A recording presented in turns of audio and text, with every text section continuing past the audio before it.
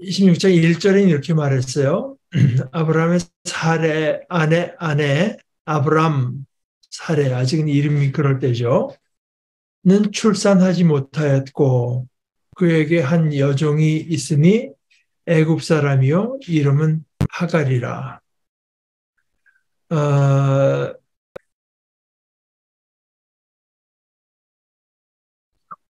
16장.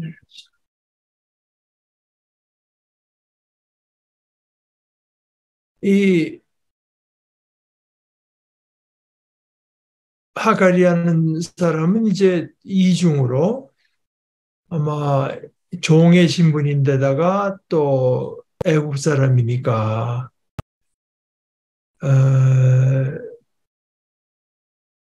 신분이 결코 그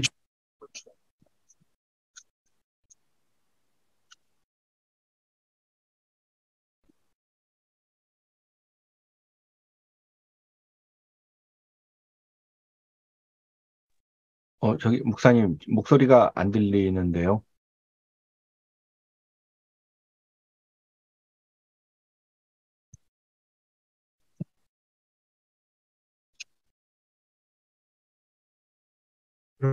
들어가라고 하는 건 그야말로 이제 성관계를 맺으라는 이야기고요. 내가 자녀를 얻을까? 그러니까 이제 그건 어디까지나 하갈의 어, 자녀 또는 아브라함의 자녀라기보다는 이제 내가 자녀를 얻을까 한다. 영어로도 I shall obtain children by her. 그래서 그러니까 이제 하갈은 철저히 하나의 그 도구에 지나지 않는 거죠. 특별히 아브라함에게도 그렇고 그 3절에서 나타나는데 3절에는 저 뒤에도 한 번 더 나타납니다. 뭐 사례에게는 말할 것도 없고. 그래서 하갈이 임신하니까 사절을 보면 임신함을 알고 그의 여주인을 멸시한지라. 하갈이 이제 자기는 뭐 철저히 어떤 도구에 지나지 않을 정도로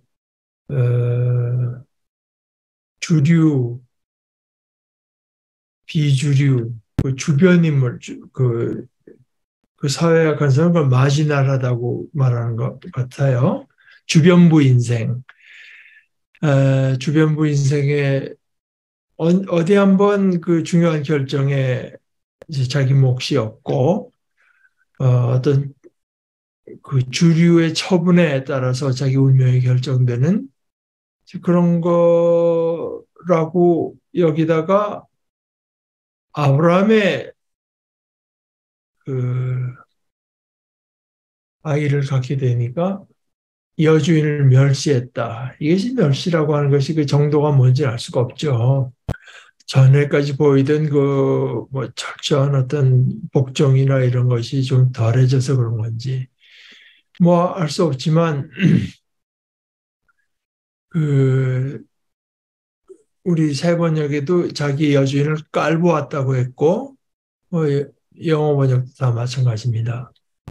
그런데 이제 다만 하나 역시 성경의 어떤 그 리얼리즘이라고 할까? 성경에서는 사례를 멸시한지라 하지 않고 그의 여주인을 멸시한지라. 스틸 아직도 여주인인데 멸시했습니다. 그러니까 사례가 자기가 모욕을 당했다고 봤고 자기 인간사가 그렇잖아요. 그렇게 되면 자기에게 모욕을 준 그 사람에게 직접 해결하는 게 아니라 꼭 제3자라고는 안 알더라도 그 아브라함에게 와서 이제 아, 불평을 하는 거죠. 그 예수님께서 마리아와 마르다의 집에 갔을 때도 마르다는 바삐 뭐 예수님 드실 거 준비하느라 바쁜데 마리아는 예수님 발을 앉아서 말씀을 듣고 있으니까 마르다가 그럼 마리아한테 와서 꾸중을 하고 뭐 화를 내고 데려가는 게 아니라 꼭 예수님한테 와서 말을 하거든요. 내가 받는 모욕은 당신이 받아야 옳다. 그래서 내가 나의 여종인데 어디까지나? 근데 그가 자기의 임신함을 알고 나를 멸시하니 당신과 나 사이에 여호와께서 판단하시기를 원하노라. 그러면서 이제 아브라함에게 와서 그 불평하되 언제나 또 드는 것은 또 하나님을 이제 들어서 자기의 그 입장을 이제 말을 하죠.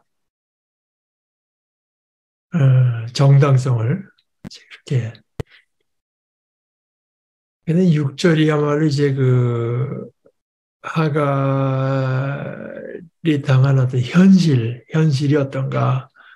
아브라함이 사례에게 이르되 당신의 여종은 당신의 수중에 있으니 당신의 눈에 좋을 대로 그에게 행하라. 이 얼마나 참 차갑습니까? 현실이라고 하는 게. 그러니까 이제 사례가 하갈을 학대하니까 하갈이 사례 앞에서 도망갔다. 근데 그 여호와의 사자가 그를 만나서 8절에 보면 사례의 여종 하갈아. 그걸 바꾸진 않아요. 그런데 사례의 여종인데 어디까지나 사례의 여종이지만 하나님의 사자가 만나주시고 형편을 물으시고 내가 어디서 왔으며 어디로 가느냐. 사례의 여종인 채로 여호와의 사자가 그에게 관심을 보여주니까 또 내 여주인 사례를 피하여 도망하나이다. 그러니까 9절에 보면은 내 여주인에게 돌아가서 그 수하에 복종하라. 그러면서 그 이제 그 현실을 그 현실을 그 현실이니까요. 그런데 뭐 가다가 어떻게 잘못될 위험이 상당히 많지 않습니까? 그러나 그게 다가 아니라 10절에 보면은 내가 내 씨를 그러니까 전 지난주에도 말씀드렸지만 이것은 이제 고대 그 중동 근동 지역에 말하는 방식이라 여호와의 사자에게 그 결정권이 있는 건 아니지만 여호와의 권위와 메시지를 갖고 간 사람은 이제 1인칭으로 그러니까 자기 권위로 말하는 게 아닌 겁니다. 자기가 지금 말을 할 때는 그 자기를 보내신 분의 그 권위와 뜻을 가지고 말을 하는 거죠. 그래서 1인칭으로 말을 하는데요. 일단 내가라고 할 때 그 여호와의 사자라고 국한시키면 안 됩니다. 여호와께서 내가 내 씨를 크게 번성하여 그 수가 많아 셀 수 없게 하리라. 그 지금 뭐 하나님과 어떻게 될지도 모르는 형편인 것 같지만 그게 그 정도가 아니라 복을 준다. 내가 임신하였은즉 아들을 낳으린 그 딸이 아니고 아들인데 이름을 이스마엘이라 하라. 뭐 여러분들 되게 짐작하시겠지만 이제 여기서부터 그 고란의 얘기는 많이 달라집니다. 고란에서는 이스마엘이 그 하나님의 그 적통, 약속의 적통을 이어만다고 보는 거죠. 이스라엘 사람들의 성경 중에 성경 귀절 중에 그 구약 성경이죠. 그래서 제일 유명한 것 중에 하나가 이제 신명기 6장의 건데 들으라 이스라엘아 내 하나님 여호와는 오직 하나님 여호와시니 이제 너희는 마음을 다하고 뜻을 다하고 해서 그때 이제 들으라 이스라엘아 들으라가 아니라 원문에 있는데 들으라 이스라엘 그때 들으라고 하는 말이 슈마입니다. 슈마 이스라엘 쉐마라고 하는데 쉐마 또는 슈마 이스라엘 슈마 그건 이제 명령법이니까 그렇고요. 샤마 하는 것이 듣는다는 뜻이에요. 그러니까 이 슈마엘 이는 그 접두사로 좀 그 뭐 동사의 성격에 따라 좀 달라지 앞에 니가 붙기도 하고 이가 붙기도 하고 이렇게 그거는 그는 하고 상관없습니다. 슈마.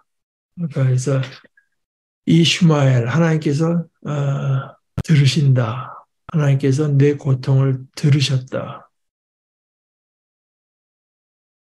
그러니까 이제 성경에 나타나는 그 하나님의 나타나는 모습이라고 하는 것이 나중에 출애굽기에서도 나타나지만 고통받던 이스라엘 사람들이 먼저 하나님을 간절히 찾아서 온다기보다는 끙끙대는 소리, 고통스러워하는 소리, 그걸 들으시고 찾아오시죠. 예수님도 그런 모습을 이제 많이 보여주시는데, 솔로몬 행각에 있던 이에 들어가서 그냥 예수님을 찾거나 한 건 아닌데, 먼저 긍휼히 여기는 마음을 품으시고 예수님께서 가십니다. 그러니까 우리 인간이 고통당한 데는 그 자체가 하나님이 찾아가실 충분한 이유가 되죠. 거짓 자격에 해당한다고도 고통이 자격이란 좀 이상하지만 하여간 그렇습니다. 그러니까 제가 그 아이들한테 가르친 데는 그 찬송 예수 사랑하시면서도 제가 제일 좋아하던 부분 중에 하나가 내가 연약할수록 더욱 귀히 여기사 그런 가사가 있는데 연약할수록 더욱 귀하게 여기신다. 이 하나님의 자비로우심 자비 이것이 여기 아주 잘 드러나고 있죠. 이는 여호와께서 내 고통을 들으셨음이니라. 그가 사람 중에 들나귀같이 되리니 그의 손이 모든 사람을 치겠고 모든 사람이 그를 칠지며 그러면서 그가 모든 형제와 대항해서 살리라. 베두인, 유목민으로 사는 삶이라고 하는 게 이렇게 만만할 리가 없죠. 그러니까 이게 생각해 보면 참 우리 한국 사람들은 일찌감치 그 농경 사회로 살아오니까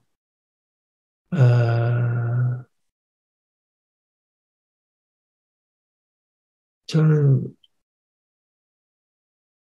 그것이 이제 우리 민족들이 지금 살아가는 방식에 엄청난 영향을 끼쳤다고 말하는 사람들의 의견에 동의하는데 동의할 수밖에 없지 않습니까? 왜냐하면 이게 이런 식으로 서로 간에 양떼를 키우면서 풀 먹일 때를 이제 데리고 가다가 서로 싸워야 되고 경계선을 정해야 되고 물 있는데도 또 다른 유목민과 이제 그러니까 다른 사람이라고 하는 것이 상당히 크고 그들과 분명한 말로 계약을 맺어야 되고 근데 그 농경사회는 그럴 필요는 없잖아요. 되게 정착성이지 않습니까? 몇백 년 심지어 몇천 년을 같이 그 동네에 자라서 권간에 거기 어디 하면 되게 알잖아요. 그 동네 사람들은. 그러니까 서로 의사 표현할 때 그렇게까지 칼 자르듯이 나누고 분명할 필요가 없고 오히려 그렇게 하면 더 불편한 그런 사회에 살다가 보니 몇십 년 전까지만 해도 그 우리나라 제품의 그 매뉴얼 같은 것들이 도무지 무슨 소리인지 알 수가 쓴 사람만 알고 읽은 사람은 그러니까 상대편은 나와는 다르다. 나하고는 이해관계가 서로 상충할 수가 있다. 그래서 이제 그 서로 간에 사회적인 그 계약을 맺어야 되는데 그러다 보니 사실 어떤 의미에서는 사회라고 하는 것이 그렇잖아요. 사회라고 하는 게 배경이 다르고 생각이 다르고 이해관계가 상충되는 사람들끼리 어떤 그 규칙을 정해가지고 지내는 데가 거기 사회 아니겠습니까? 그러니까 그 근대적인 의미에서 어떤 사회의식이 생겨나기는 조금 그렇게 유리하지 않은 조건. 근데 최근대로 와서 요즘 세상으로 와서는 역시 거기 큰 역할을 한 거는 비즈니스 하는 사람들이 아니었나 뭐 그렇게 생각하는데요. 뭐 하여간 이 아이가 조금 곁길로 빠졌지만 그가 사람 중에 들나이 같이 되고 뭐 그러면서 그가 모든 형제가 대항해 살리라. 이것은 하여간 유목민으로 사는 한 피할 수 없는 운명이었을 거라고 봅니다. 그때 하갈이 자기에게 이르신 여호와의 이름을 나를 살피신 나를 보시는 하나님이다. 보시는 하나님.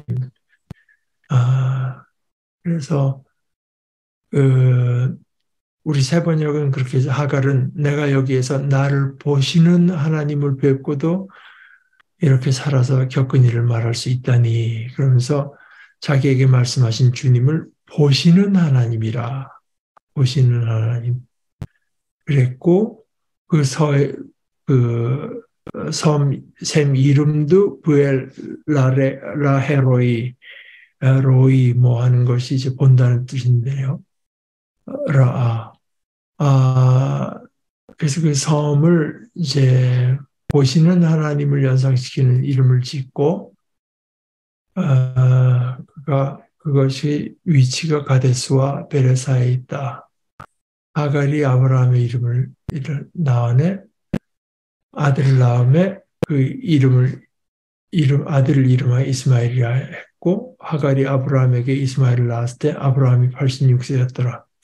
그래서 이제 이것이 지난주에도 말씀드렸지만 그 요한계시록 같은 것이 뭐 신사참배 그 우상에 가서 절하는 그런 어떤 억압적인 조처 밑에 있는 조선의 백성들에게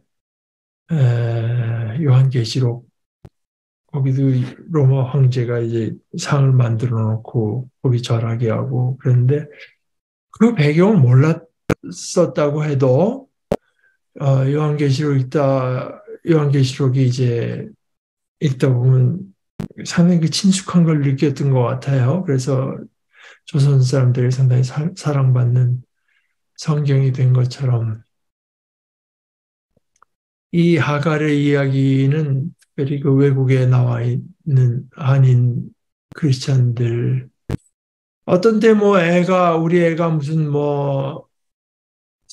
하버드 대학에 들어가고 어느 심지어 뭐 어디에 판사가 됐다 이러면 본인들이 뭔가 주류 사회에 들어간 것 같은데 그렇습니까? 그게 아니죠. 그게 얼마나 냉정한지 모르죠. 그러나 거기서 벗어나는 것이 제 주님의 뜻이 아니라 그에게는 또 그에게 맞는 하나님의 관심과 복과 인도하심이 있다. 그가 아브라함하고 사라가 지금 결코 잘하는 게 아니죠. 그러니까 하갈의 근본적인 운명의 그 사회 구조가 상당히 중요한 역할을 하는 건 사실이지만 그러나 가장 근본적으로는 하나님께서 그의 처지를 보시고 들으시고 그에 맞는 복을 또 내려주신다. 하는 이제 그런 걸 우리가 볼 수 있고 또 그건 뒤집어서 생각하면 뭐 우리 남산원에 있는 어린아이들이나 또 외국에서 와서 한국에서 이제 지내야 되는 사람들이나 노동자 같은 것으로 또뭐 심한 장애를 입고 살아가야 되는 사람들이나 제일 큰 집단은 죄송하지만 여자분들이나 이런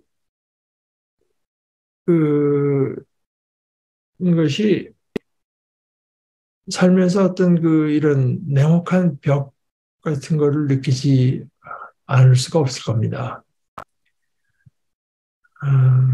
그러나 그 속에서 견디면서 나를 또 우리를 보시는 하나님을 이제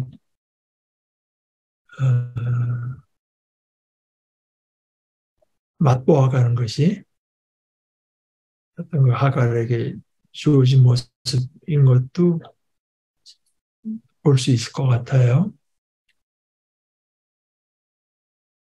뭐 아까도 말씀드렸다시피 아브라함이나 사라가 결국 잘하는 게 아니지 않습니까? 우리 인간이 그것을 이제 바로잡 하나님께서 그렇게 보신다면 우리 인간은 또 특별히 하나님의 백성으로서는 그에 합당한 어떤 그 제도나 구조나 이런 걸 만들어갈 책임이 있는 거 아니겠습니까? 17장으로 넘어가서 우선 한번 좀 읽어보십시다. 아브라함이 99세 때 여호와께서 아브라함에게 나타나서 그에게 이르시되 나는 전능한 하나님이라 너는 내 앞에서 행하여 완전하라. 내가 내 언약을 나와 너 사이에 두어 너를 크게 번성하게 하리라 하시니 아브라함이 엎드렸더니 하나님이 또 그에게 말씀하시되 보라 내 언약이 너와 함께 있으니 너는 여러 민족의 아버지가 될지라 이제 후로는 내 이름을 아브라함이라 하지 않고 아브라함이라 하리니 이는 내가 너를 여러 민족의 아버지가 되게 함이니라. 내가 너로 심히 번성하게 하리니 내가 내게서 민족들이 나게 하며 왕들이 내게로부터 나오리라. 내가 내 언약을 나와 너 및 내 대대 후손 사이에 세워서 영원한 언약을 삼고 너와 내 후손의 하나님이 되리라. 내가 너와 내 후손에게 내가 거류하는 이 땅, 곧 가나안 온 땅을 주어 영원한 기업이 되게 하고 나는 그들의 하나님이 되리라. 하나님이 또 이르시되 그런즉 너는 내 언약을 지키고 내 후손도 대대로 지키라. 너희 중 남자는 다 할례를 받으라. 이것이 나와 너희와 너희 후손 사이에 지킬 내 언약이니라. 너희는 포피를 베어라. 이것이 나와 너희 사이의 언약의 표징이니라. 너희 대대로 모든 남자는 집에서 난 자나 또는 너희 자손이 아니라 이방 사람에게서 돈으로 산 자를 막론하고 난 지 8일 만에 할례를 받을 것이라.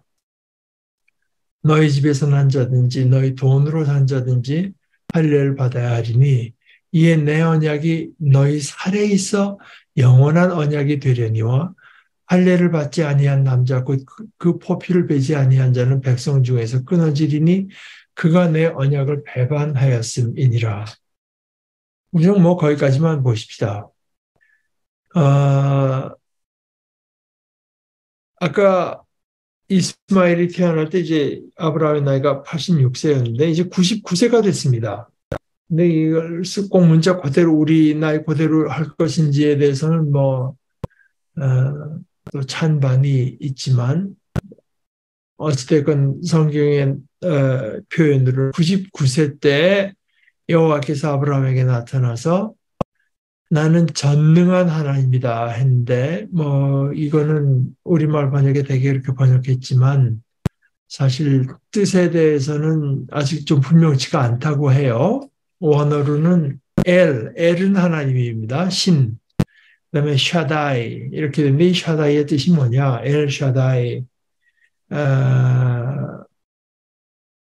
그 어떤 사람은 그 산을 또는 어떤 들을 가리키는다고 보는 사람들도 많은 것 같아요. 산들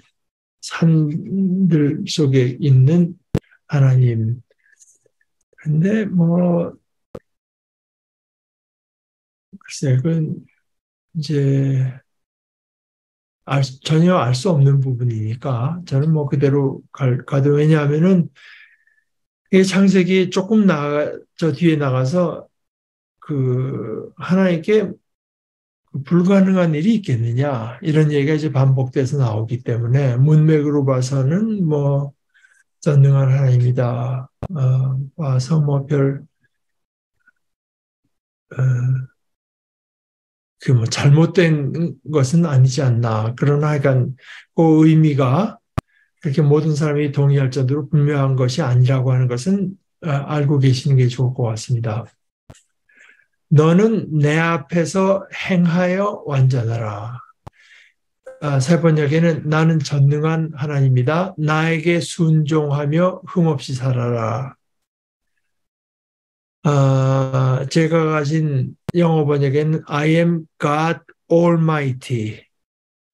Walk before me. 내 앞에서 걸어라. 그리고 and be blameless. 책망할 것이 없도록 해라. 흠없이 또 개정개혁 번역에는 완전하라 이렇게 말했는데 여기 그 내 앞에서라고 하는 말이 그 앞에서라고 하는 말이 이제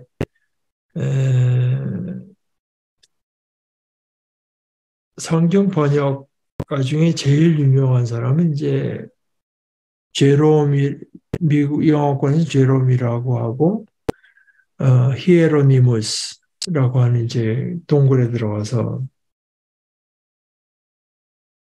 성경을 번역하되 그때 번역한 것이 라틴어로 번역했습니다. 그래서 그것이 특히 가톨릭 교회에서는 굉장한 권위를 이제 가지고 있죠. 히에로니무스의 성경. 근데 히에로니무스가 성경을 번역할 때도 역시 벌게이트, 불가타 라고 해서 벌가라는 말은 이렇게 뭐 고상한 언어가 아니라 일반인들이 쓰는 속된 라틴으로 썼다는 거거든요. 그러니까 뭐 세네카니 뭐 이런 사람들이 쓰는 아주 뭐 고급한 라틴어가 아니라 일반인들이 쓰는 말.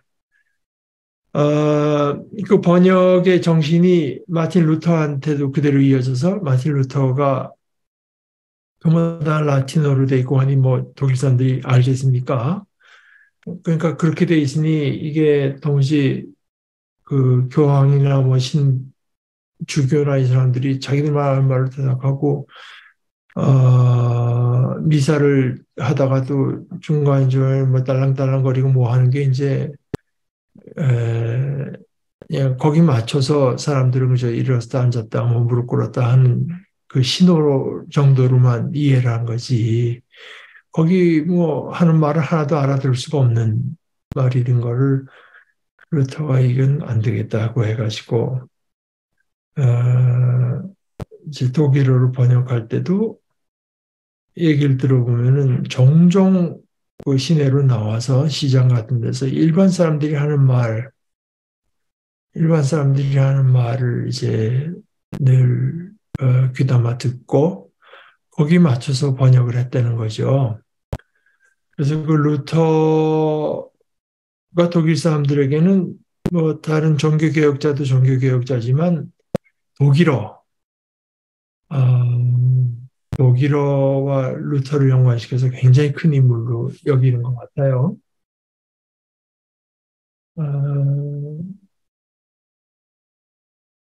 그와 연관돼서 아마 제 생각에는 우리가 제가 이제 지금 현재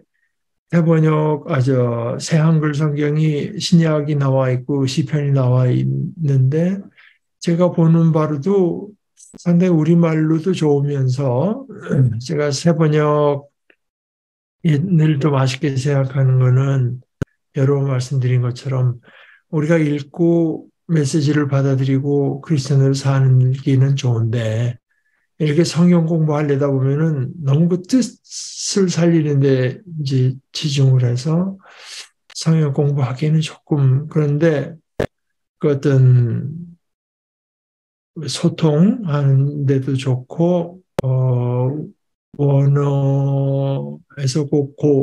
그대로 원어에 가깝게 번역하기로도 새 한글 번역은 좋은 것 같습니다. 그러니까 성경이 너무 이렇게 고급한 말로 쓰여지는 것은 성경 번역. 그러니까 번역뿐만 아니라 원래 그 코인에 성경이 쓰여진 특히 신약 성경이 쓰여진 그 헬라어만 해도 그게 이제 장사하는 데 쓰고 뭐 일반적인 그러니까 뭐 플라톤이나 무슨 뭐 이런 소위 배운 사람들이 문학이나 철학을 할 때 뭐 이제 쓰는 그런 말이 아니라 에틱한 뭐 이런 헬라어가 아니라 코이네라고 해서 이제 일반인들이 쓰는 말을 가지고 번역해서요. 그것이 그대로 이제 이어져 나오는 건데 그래서 벌게이트 불가타 라고 이제 하는 겁니다.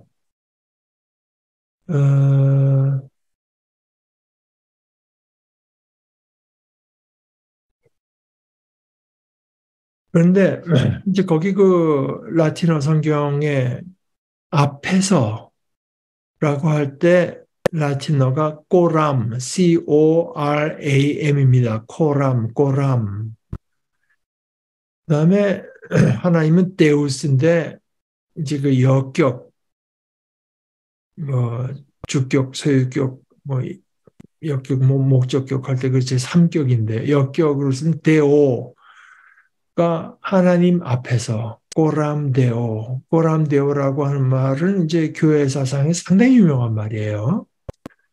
하나님 앞에 살아간다. 근데 이제 여기는 이제 꼬람매 뭐 이런 식으로 내 앞에서 행한다고 하는 번역은 그대로입니다. 꼭 걷는 걸 말하는 거예요. 원어대로 걷는다. 내 앞에서 걸어라.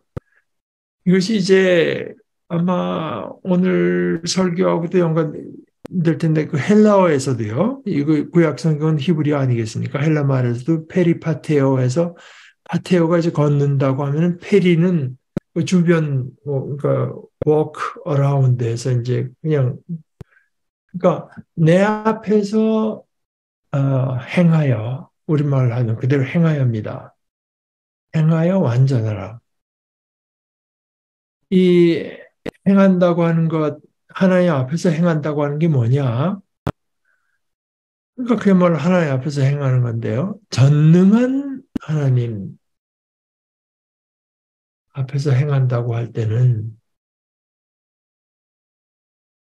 이게 한 두 가지 뉘앙스를 우리가 생각할 수 있죠. 첫째는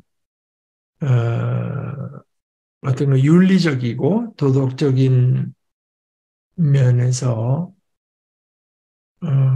이것이 이제 우리 신약으로 와서 발전하면서 이제 사랑이 결국은 주가 되는 건데 성결하고 그러니까 뭐 그런 구체적인 얘기는 아직 없는데 노아의 경우에도 이제 의인이라고 뭐 말했던 것처럼 하나님을 의식하면서 살아라, 말하고 행동해라.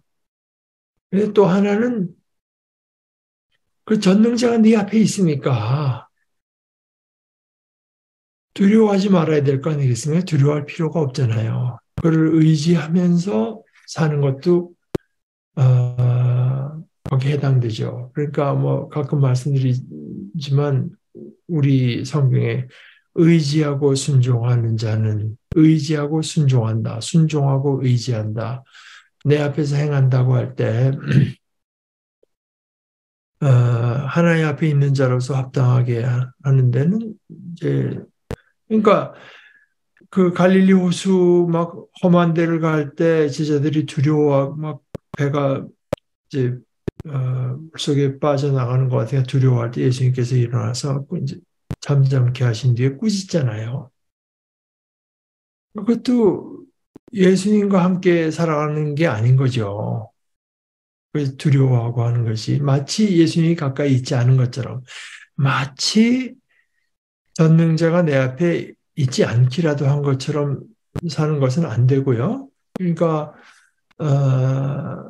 우리로 말하자면 의지하고 순종하는 하는 것이라고 할 수 있을 것 같습니다. 그리고 완전하라고 했고, 세 번역에는 흠 없이 살아라고 했고, 영어 번역에는 blameless라고 했는데, 여기서 이제 삼임이라는 히브리 말입니다. 그러니까, 특별히 이것이 이제 하나님께 그 바쳐지는 제물 같은 거는 다 이제 온전해야 되거든요.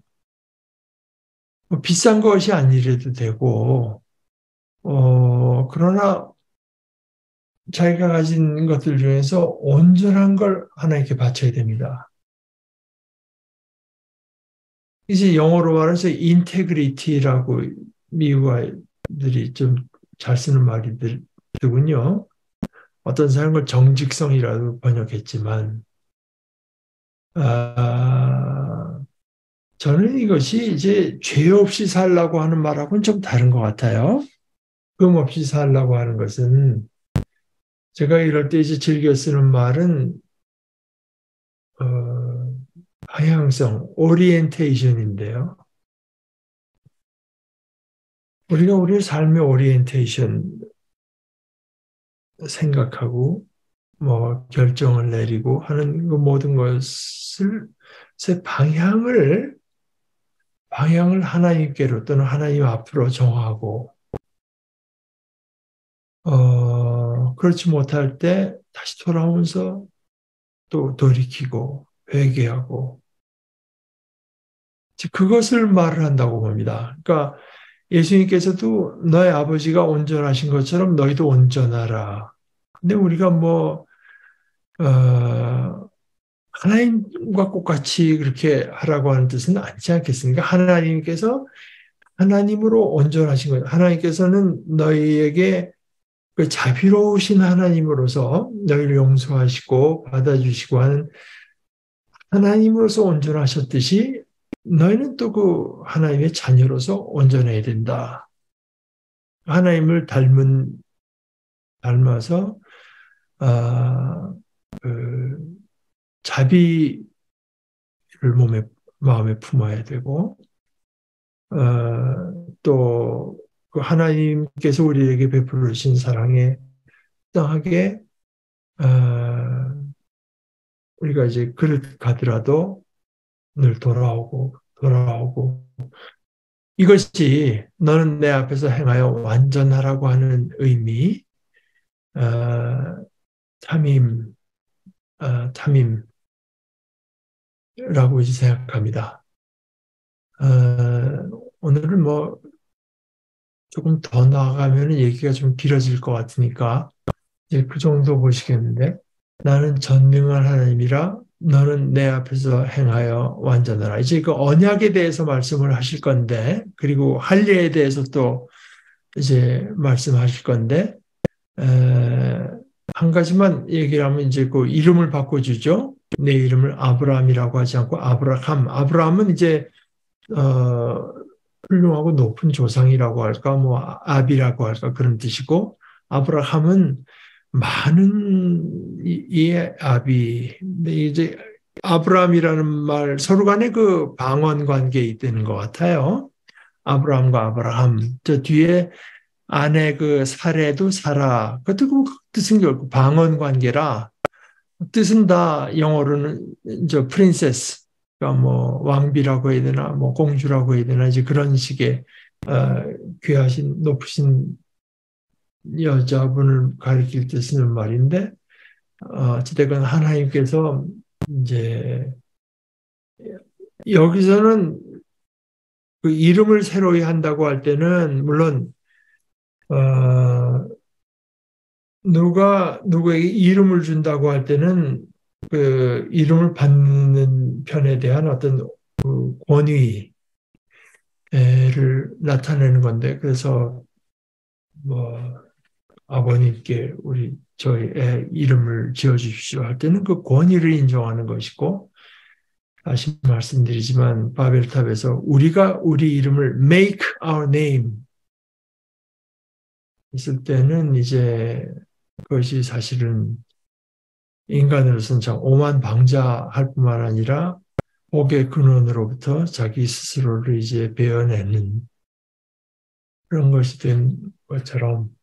근데 이제 그 권위일 뿐만 아니라 그것은 당연히 전제된 것이고, 여기서는 이제, 그 아브라함, 이 사람이 앞으로의 운명과 연관된 이름을 주는 거죠. 뭐 여러 그 이름을 준다고 하는 건 꼭 고르기 위해서만 주는 건 아니고 다른 뜻도 얼마든지 있지만 여기서는 이제 그렇습니다. 오늘은 뭐 이 정도만 하십시다. 그리고 다음 주에 17장으로 다시 돌아오도록 하겠습니다. 함께 기도하실까요? 하나님 우리 아버지, 저희들은 하나님 앞에 저희가 이렇게 귀하게 여김받는다고 하는 것을 잘 모르고 또 알았던 것도 자꾸 잊어먹고 그러면서 걱정하며 의심하며 두려워하며 조바심하며 살아갑니다. 그런데 오늘 아버지 말씀에서 저희가 만난 두 사람, 하갈도 그렇고 아브라함도 그렇고 사실은 사례까지 다 하나님 보시는 하나님, 들으시는 하나님 앞에 있고 그 앞에서 살아가는 것이 마땅한 존재인 것을 저희들이 새롭게 배우게 됩니다. 하나님, 저희들이 전능하신 우리 아버지 앞에 있는 것을 늘 기억하고 아버지 앞에서 살아가게 하시고 아버지의 뜻을 분별하면서 살아갈 뿐 아니라 저희를 지켜주시는 하나님을 또한 의지하면서 믿음으로 살아가는 저희들 또한 되게 하여 주시옵소서. 예수님의 이름으로 기도합니다. 아멘.